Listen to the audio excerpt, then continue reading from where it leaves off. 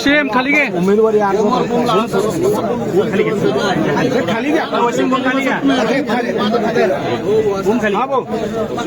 उमेदवारी अर्ज दाखल केलेला आहे.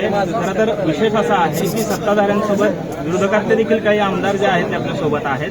काय भावना आहे, काय सांगतात? निश्चितपणानं देशाचं नेतृत्व आदरणीय नरेंद्र मोदी साहेब यांच्या मार्गदर्शनाखाली आणि आदरणीय राज्याचे मुख्यमंत्री देवेंद्र फडणवीस साहेब, उपमुख्यमंत्री शिंदेसाहेब, सुनीत्रताई पवार, त्याचबरोबर या जिल्ह्याचे धडाडीचे पालकमंत्री सहकारी मित्र जयाभाऊ या सगळ्यांच्या मार्गदर्शनाखाली या ठिकाणी आम्ही जिल्ह्यामध्ये काम करत असताना आज भारतीय जनता पार्टीच्या माध्यमातून, महायुतीच्या माध्यमातून माझ्यावरती फार मोठा विश्वास या ठिकाणी सर्वांनी दाखवलेला आहे. त्याबद्दल मी सर्वप्रथम या ठिकाणी सर्वांना धन्यवाद देतो.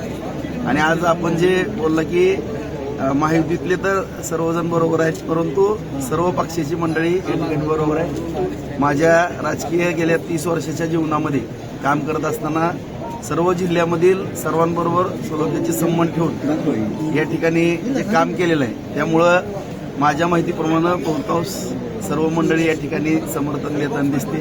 त्यांचंही या ठिकाणी मनपूर्वक मी आभार व्यक्त करतो. जयाभाऊंनी म्हणजे पालकमंत्र्यांनी विरोधकांना आवाहन केलेलं आहे की ही निवडणूक बिनविरोध करावी. आपलं काय आवाहन असणार आहे विरोधकांना? निश्चितपणानं सगळा वेळ वगैरे सगळ्याच गोष्टी असतील. लोकशाहीच्या माध्यमातून निवडणुका होणं हे क्रमप्राप्त असतं, परंतु या ठिकाणी सर्वांनी जर ती भावना व्यक्त केली तर त्यामध्ये आनंदच असणार. जर का समोरनं उमेदवार आला तर काय म्हणजे आव्हान काय असेल तुम्हाला? आव्हानाचा विषय नाही. मी राजकीय किंवा शालेय जीवनापासून म्हणजे वर्गात 4थी पासून मॉनिटरच्या निवडणुका लढवत आलेला आहे. कॉलेज जीवनामध्ये GH असतील किंवा बाहेर नगरसेवक, नगराध्यक्ष, विधानसभा, त्यामुळे निवडणुका लढवणं हे तर कार्यकर्त्याचं कर्तव्य असतं. निश्चितपणाने ही निवडणूक ही अत्यंत चांगल्या पद्धतीने आम्ही लढू. मागील वर्षी अगदी पडत्या काळामध्ये फडणवीसांना दिलेल्या सहकार्य किंवा साथ, त्याच्यामुळे ही त्यांनी फडणवीसांनी दिलेली पावती समजायची आपली उमेदवारी म्हणजे. मी एक असा हाडाचा कार्यकर्ता आहे की ज्या ठिकाणी काम करतो त्या ठिकाणी प्रामाणिकपणानंच काम करतो. त्यामुळं आदरणीय देवेंद्र फडणवीस साहेब ज्यावेळेस मुख्यमंत्री होणार होते, परंतु दुर्दैवानं काही गोष्टी फिसकटल्या गेल्या आणि त्यांना विरोधी पक्ष नेते व्हावं लागलं. आणि मी माझे आमदार असताना सुद्धा त्या काळामध्ये मला एवढं सहकार्य तालुक्याच्या विकास कामामध्ये केलं आणि त्यांच्या सहकार्यातूनच मी 2019ला अपक्ष आमदार झालेलो होतो. आणि माझं कर्तव्य मी बजावलं की ज्या व्यक्तीने माझ्यासारख्या कार्यकर्त्याच्या डोक्यावरती हात ठेवला आणि मला सहकार्य केलं आणि त्यांच्यामुळं मी आमदार म्हणून घडलो आणि विरोधी पक्षात असो किंवा काय, त्यांना पाठिंबा देणं माझं कर्तव्य समजलं आणि मी विरोधी पक्षामध्ये बसणं त्यावेळेस पसंत केलं. प्रशांत परिचारकांची संधी डावलून तुम्हाला उमेदवारी दिलेली आहे, तर प्रशांत परिचारकांना आपण सोबत नक्कीच मी स्वतः त्यांना भेटायला जाईल. ते आमचे मार्गदर्शकच आहेत, असा काही विषय नाही. माझं त्यांच्याबरोबर फोनवर बोलणं झालेलं आहे. आम्ही त्यांची जाऊन भेट घेऊ. उमेश मालकाबरोबर पण माझं बोलणं, तेही येणार होते, परंतु थोडं काही अडचणीमुळे येऊ शकले नसतील, पण मी जाऊन भेटून या. फडणवीसांचा ड्रीम प्रोजेक्ट आहे शक्ती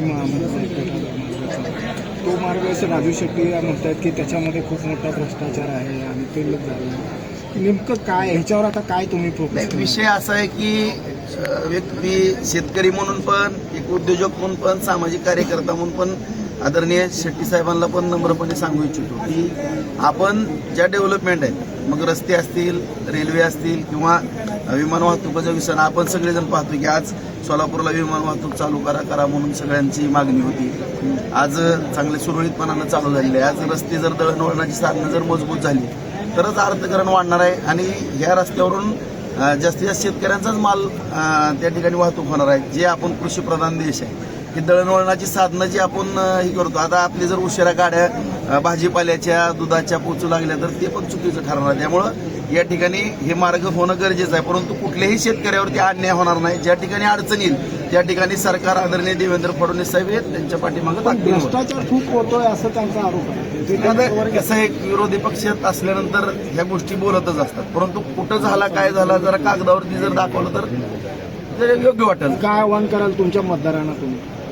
नाही, जे मतदार आहेत त्यांना एवढी नम्रतेची आव्हानापेक्षा विनंती करतो की या जिल्ह्यामध्ये आदरणीय देवेंद्र फडणवीस साहेबांच्या मार्गदर्शनाखाली, जयाभाऊंच्या साथीने या ठिकाणी आणि सर्व नेते मंडळी जिल्ह्यातले सगळ्यांच्या साथीने आपण पाहतो की शहरामध्ये आज IT पार्कचा विषय असेल किंवा अन्य सगळे उद्योग व्यवसायाचे विषय असतील या सर्व बाबी अतिशय जलद गतीने या ठिकाणी सुरू झालेल्या आहेत. विमानसेवाही झालेली आहे आणि आणखीनही दळणवळणाची साधने या ठिकाणी वाढत आहेत. आणि खास करून आदरणीय देवेंद्र फडणवीस साहेबांनी 300 कोटी वृक्ष लागवडीचा एक संकल्प केलेला आहे, तो विषय आहे.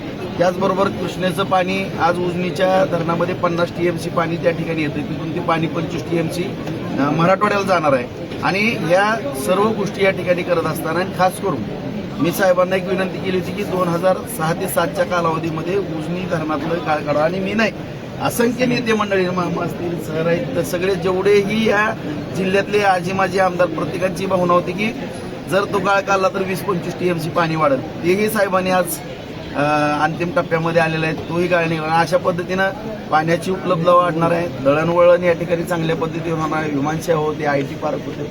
आणि ह्या सगळ्या गोष्टी करायच्या असतील तर माझ्यासारखा एक समन्वयक असणे या जिल्ह्यामध्ये गरजेचं आहे. त्यामुळे सर्व मतदारांना माझी नम्रतेची विनंती आहे, सर्वांनी मला सहकार्य करावं. प्रत्येकाच्या या विकास कामाच्या बाबतीमध्ये मी अत्यंत प्रामाणिकपणानं काम करत आहे.